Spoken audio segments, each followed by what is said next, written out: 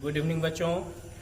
जैसा कि आप लोग जानते हैं कि इसके पहले आप लोग एक पार्ट का वीडियो का सारांश आप लोग देख चुके हैं और आज हम दूसरा पार्ट लेकर आए हैं। उस पार्ट का नाम है उसने कहा था। उसके लेखक हैं चंद्रधर शर्मा गुलेरी। हम आप लोग से आप कमेंट बॉक्स में बताइएगा कि उसने कहा था जो शीर्षक है उसमें किसने किससे कब कहाँ और क्या कहा था। बाद में आप लोग बताइएगा पूरा सारांश सुनने के बाद। चलिए थोड़ा सा हम चलते हैं चंद्रधर शर्मा गुलेरी के जीवन परिचय के बारे में। उनका जन्म 7 जुलाई 1883 ईस्वी को राजस्थान के जयपुर में हुआ था। उनका मृत्यु 12 सितंबर 1922 ईस्वी को हुआ था। वैसे तो चंद्रधर शर्मा गुलेरी जो है मूल रूप से हिमाचल प्रदेश के निवासी थे। बाद में उनकी पूरी फैमिली आकर जयपुर में बस गई। चलते हैं हम इस कहानी के बारे में। यह कहानी कुल 5 भागों में बांटी गई है और यह कहानी कब लिखी गई है इसके बारे में चर्चा करते हैं। यह कहानी उस समय की है जब पूरे विश्व के देश विश्व युद्ध में समाहित थे। आप लोग जानते होंगे कि अभी तक 2 विश्व युद्ध हुए हैं। पहला विश्व युद्ध 1914 से 1918 ईस्वी तक, दूसरा विश्व युद्ध 1939 से 1945 ईस्वी तक। अब हम लोग बात करेंगे कि आखिरकार भारत इसमें कहाँ, किसके साथ और कब लड़ा। आइए इसके बारे में जानते हैं। चूंकि भारत 1914 से 18 के बीच में गुलाम था, इसलिए भारत के जो सैनिक थे उन्होंने इंग्लैंड के तरफ से युद्ध लड़ा। उसमें भारत के अनेक प्रांत से सैनिक गए थे। यह कहानी पंजाब के सिख परिवार से जुड़ा हुआ है, जो भारत के तरफ से इंग्लैंड में जाकर के युद्ध लड़े थे। आइए उनके बारे में जानते हैं कि यह पाठ जो है उसने कहा था कहाँ से शुरू होता है और कैसे कैसे आगे बढ़ता है। देखिए, अमृतसर एक जगह है जो पंजाब में पड़ता है। वहीं पर 2 बच्चे, एक लड़की है जो 8 साल की है और एक लड़का है जो 12 साल का है। दोनों एक ही दुकान पर सामान खरीदने के उद्देश्य से जाते हैं। एक 8 साल की लड़की और एक 12 साल के लड़के, दोनों सिख समुदाय से आते हैं। दोनों की मुलाकात चौक के बाजार में होती है, एक दुकान पर। दोनों एक दूसरे को देखते हैं। तभी लड़का लड़की से पूछता है कि तेरी कुड़माई हो गई है। यहाँ कुड़माई सब सिख समुदाय से है, जिसका मतलब होता है सगाई। और लड़की कुछ नहीं बोलती है, धत कह के चली जाती है। फिर आगे अगले दिन कभी दूध के दुकान पे, कभी सब्जी के दुकान पे, कभी फल के दुकान पे दोनों आपस में मिलते हैं। और यह लड़का जो है बार बार यही सवाल करता है कि तेरी कुड़माई हो गई है। लड़की कहती है, धत कह के चल जाती है। एक दिन ये दोनों फिर से मिलते हैं और लड़का जो है जिद करता है, बार बार यही सवाल करता है। लड़की उससे अनखुश होकर के उसके उल्टा जवाब देती है कि हाँ, मेरी कुड़माई हो गई है। लड़का पूछता है कब? वह लड़की बोलती है, कल। ये मेरी चादर नहीं देख रहे हो, ये मेरा साल जो है उसी का निशान है। लड़का गुस्से में आकर के वहां से भागता हुआ कहीं और चला जाता है। रास्ते में सब्जी वाले का सब्जी गिरा देता है, ठेले वाले का ठेला को धक्का लगा देता है। यानी तरह तरह की हरकतें करते हुए वो अपने घर पहुंचता है। उसमें अनेक हरकत करता है। लड़का बहुत गुस्से में है। यह है कहानी का फर्स्ट भाग। आइए उसके 25 साल बाद में जो कहानी शुरू होता है उस पर चर्चा करते हैं। यह लड़का जो है, जिसका नाम है लहना सिंह, सिख समुदाय से आते हैं। लहना सिंह आगे चल कर के यह भारत के सिख रेजिमेंट के 77वीं बटालियन में भर्ती हो जाते हैं।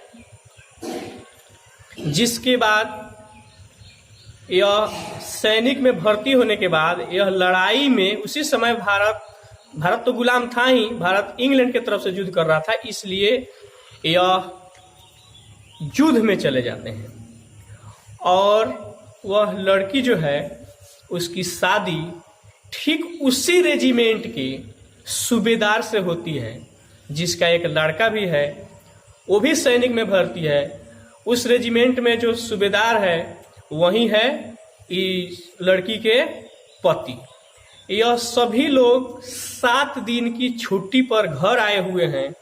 घर आने के मात्र 7 दिन बाद इन लोगों के पास चिट्ठी आती है, बुलावा आती है कि लड़ाई जारी है, लड़ाई में आप लोगों को वापस घर से आना होगा।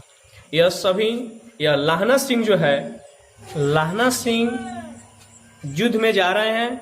रास्ते में सूबेदार हजारा सिंह, जो लड़की इनसे मिली थी, उसके पति हैं हजारा सिंह और उसका पुत्र है बोधा सिंह। ये तीनों, लाहना सिंह, हजारा सिंह, बोधा सिंह, तीनों ही उसी रेजिमेंट के सेना में हैं। तीनों युद्ध के लिए जा रहे हैं। जब लाहना सिंह हजारा सिंह के घर, जो उनके रास्ते में पड़ता है, वहां पहुंचते हैं तो वह देखते हैं कि जो कुड़माई वाली शब्द उनको जो बार बार पूछते थे कि तेरी कुड़माई हो गई है, वही लड़की हजारा सिंह के घर से निकलती है।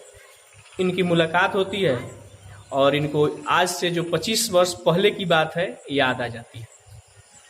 कुड़माई वाला शब्द, कुड़माई मतलब सगाई।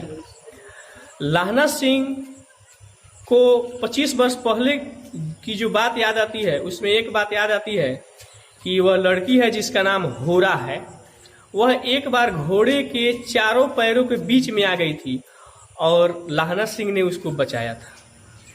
और जब लाहना सिंह को होरा जो लड़की है वह देखती है, उस समय लड़की थी जो बाद में हजारा सिंह की पत्नी बन गई है, उसको जब देखती है तो उसको भी यह घोड़े के पैरों के बीच में जो वह गई थी और लाहना सिंह ने बचाया था, वह बात याद आ जाती है। तीनों, सूबेदार हजारा सिंह, उसका बेटा बोधा सिंह और यह जो लाहना सिंह है, तीनों युद्ध के लिए अपने घर से चलते हैं। उसी वक्त होरा जो सूबेदार की पत्नी है, वह लाहना सिंह से कहती है कि देखिए, आपने बचपन में मुझे एक बार बचाया था और एक बार मैं आपको यह जिम्मेवारी देती हूँ कि मेरे पति और मेरे बेटे जो आपके साथ युद्ध में जा रहे हैं, आपकी यह जिम्मेवारी बनती है कि आप फिर एक बार आप इन लोगों को संभाल कर रखिएगा। यही बात है होरा ने लाहना से कहा था, यही बात कहा था। यह वचन जो है लाहना सिंह को अपने दिल में बात को याद करके संजोए रखते हैं। तीनों युद्ध में जाते हैं। ये तीनों भारतीय सैनिक हैं, पंजाब के 77वीं रेजिमेंट के जवान हैं। ये तीनों की लड़ाई जर्मनी की सेना से हुई है। तीनों जर्मनी की सेना, अब युद्ध की चर्चा करेंगे तो चूंकि बहुत बड़ा वीडियो हो जाएगा और आप लोग भी बोलेंगे कि सर बड़ा वीडियो हो गया। आपको बता दें कि ये तीनों जिस रेजिमेंट में है, तीनों का नेतृत्व सूबेदार करते थे और वहां लड़ाई में ये तीनों, या एक आप लोग भी सुने होंगे कि एक सिख 1.25 लाख अदर लोगों पे भारी पड़ता है और यह सिख लोगों ने लगभग 70-80 जर्मनी सैनिकों को मार दिए थे। लड़ाई होगी तो ये जाहिर सी बात है कि दोनों तरफ घायल होंगे, जिसमें बोधा सिंह और हजारा सिंह को लाहना सिंह बचाते हैं।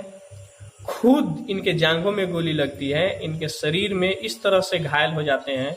अपनी घाव को छुपाते हुए इन्होंने हजारा सिंह और बोधा सिंह को घायल सैनिकों की गाड़ी में बैठा देते हैं, अपना वचन निभाते हैं और खुद अपने पगड़ी से अपने जांघों को, जहां घाव लगा हुआ है, जिससे यह मामूली सा घाव कहते हैं, और खुद उसको बांध करके रखते हैं जब तक हजारा सिंह, बोधा सिंह गाड़ी पर बैठ करके अपने इलाज के लिए चले जाते हैं, तब तक यह खड़े रहते हैं। जैसे ही वो लोग जाते हैं, यह इनका दर्द जो था असहनीय था और यह गिर पड़ते हैं।